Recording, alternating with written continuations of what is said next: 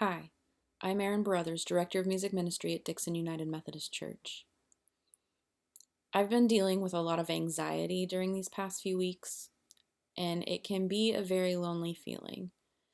Not quite sure if anyone will understand. The inability to get what feels like a full breath, the rock in the pit of my stomach, the overwhelming urge to sleep until it goes away. It's hard to see out sometimes, like I've trapped myself in my own personal storm. So it's easy to imagine how the disciples felt after Jesus sent them ahead without him, after feeding the 5,000.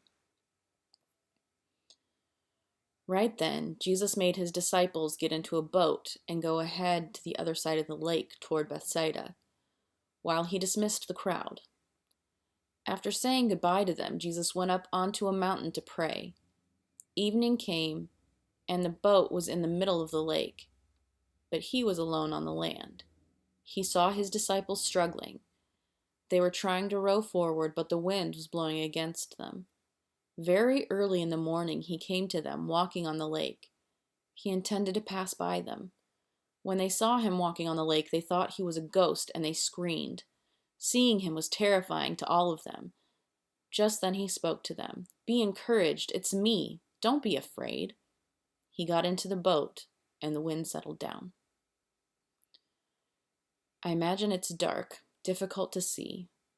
The disciples are probably talking amongst themselves, trying to figure out what they had just witnessed, feeding a large crowd with 5 loaves of bread and 2 fish. Then the wind picks up and the trip becomes difficult, even dangerous, struggling to keep the boat upright and going in the right direction, blinded by the spray off the water, and then to add to the chaos, a ghost appears, walking toward them on the water.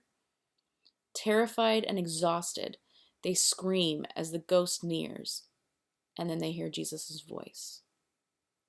"Don't be afraid." He climbs up over the side of the boat, his sandals dripping from the long walk across the top of the lake, and as he steps onto the floor of the small boat, the wind dies, the lake calms, and the shore comes into view. I'm in the middle of a storm. It's time to invite Jesus into my boat.